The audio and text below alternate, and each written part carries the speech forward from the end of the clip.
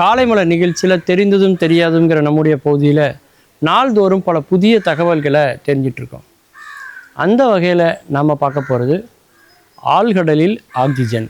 Oxygen எங்கே இருக்குது அப்படிங்கிற ஆராய்ச்சி தொடர்ந்து நடந்துட்டு தான் இருக்குது. நிலாவில் ஆக்சிஜன் இருக்கா, வேறு கிரகங்களில் ஆராய்ச்சிகள் நடக்குது, அங்கே ஆக்சிஜன் இருக்கா அப்படின்னு. ஏன்னா எங்கே ஆக்சிஜன் இருக்கோ அந்த இடத்த உயிரினங்கள் வாழ்வதற்கான சூழல் இருக்கும். அதனால் உயிரினங்கள் 10 இடங்களில் இருக்குதா அப்படிங்கிற ஆராய்ச்சிகள் இன்றைக்கி நடந்துகிட்ருக்கு.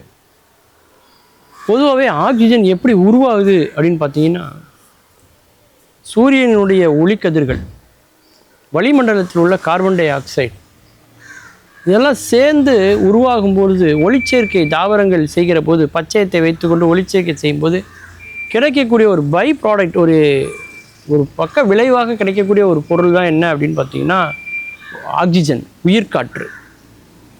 ஆனால் அந்த உயிர்காற்று ஆழ்கடலில் இருக்காது அப்படின்னு தான் இதுவரைக்கும் உலகம் நம்பிட்டு இருந்தது.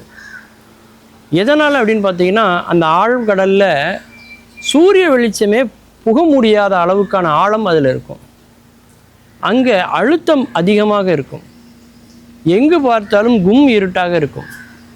அப்போ சூரிய வெளிச்சமே இல்லாத இடத்துல எப்படி ஆக்சிஜன் இருக்க முடியும் அப்படின்னு இவ்வளோ நாள் அதை விட்டுருந்தாங்க. அது மட்டும் இல்லாமல் அந்த ஆழ்கடலை போய் ஆராய்ச்சி செய்கிற அளவுக்கான ஒரு அதிநவீன ஒரு விஞ்ஞான வளர்ச்சி கருவிகள்லாம் கூட இன்னுமே நம்மக்கிட்ட சரியாக இல்லைன்னு தான் சொல்லணும்.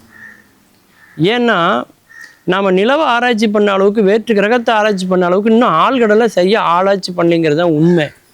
அந்த அளவுக்கு மர்மங்கள் நிறைந்த பகுதியாகத்தான் அந்த ஆழ்கடல் இருக்கிறது. ஆனால் இன்றைக்கி பார்த்திங்கன்னா, சூரிய வெளிச்சமே இல்லாத ஒரு ஆழத்தில் கூட ஆக்சிஜன் இருக்கிறது. அந்த ஆக்சிஜனை வைத்துக்கொண்டு உயிர் வாழக்கூடிய உயிரினங்கள் அந்த ஆழத்துலேயும் நமக்கு இன்றைக்கி தெரியுது. விஞ்ஞானிகள் சில உயிரினங்களை ஆராய்ச்சி பண்ணும்பொழுது, இந்த உயிரினங்கள் வாழணும்னா ஆக்சிஜன் தேவையா, இந்த இடத்துல அது எப்படி வாழுது, அப்போ இந்த இடத்துல எப்படி ஆக்சிஜன் வந்தது அப்படின்னு அவங்க யோசிக்கிறாங்க. அப்போ அந்த இடத்துல எப்படி ஆக்சிஜன் உற்பத்தி ஆகுது அப்படின்னு பார்க்கும்பொழுது, அந்த ஆழ்கடலில் இருக்கக்கூடிய சில உலோக பாறைகள் இந்த ஆக்சிஜனை உற்பத்தி பண்ணுறது.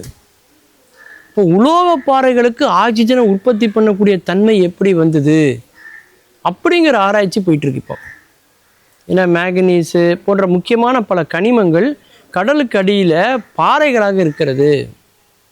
அப்போ இதை வெளிப்படுத்தும் போது என்ன ஆகும்னா, அந்த பாறைகளை சில சமூக விரோதிகள் ஆட்கொண்டுறக்கூடாது அப்படிங்கிற ஒரு அச்ச உணர்வும் நமக்கு இருக்குது. இயற்கை மீது நம்முடைய அழிவை ஏற்படுத்திடக்கூடாது அப்படிங்கிற ஒரு பயமும் நம்மக்கிட்ட இருக்குது.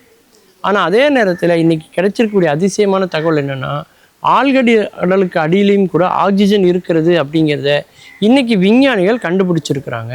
அப்போது அந்த ஆக்சிஜனை வைத்து கொண்டு உயிர் வாழக்கூடிய அந்த உயிரினங்களுடைய செயல்பாடுகள் எப்படி இருக்கிறது, மற்ற இடங்களில் இருக்கக்கூடிய ஆக்சிஜனை பயன்படுத்தக்கூடிய விலங்குகளுக்கும் அதுக்கும் என்ன ஒரு வேறுபாடு இருக்குது அப்படிங்கிற பல நோக்கத்தில் இன்றைக்கி அறிவியல் ஒரு அசுர பாய்ச்சலில் போயிட்டுருக்கு அப்படின்னு சொல்லலாம்.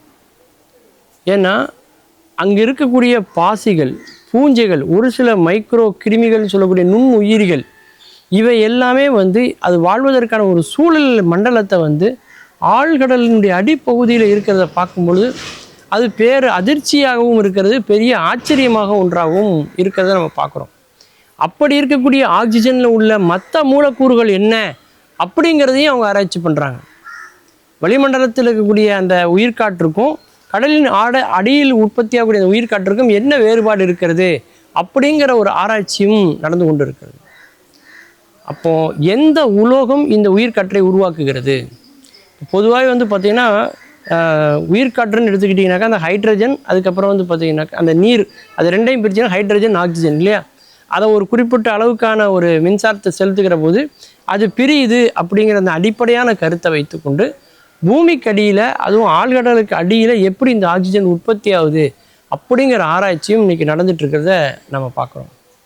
மீண்டும் பல புதிய தகவல்களோடு, அதில் அறியப்படாத பக்கங்களோடு உங்களை சந்திக்கிறேன். நன்றி, வணக்கம்.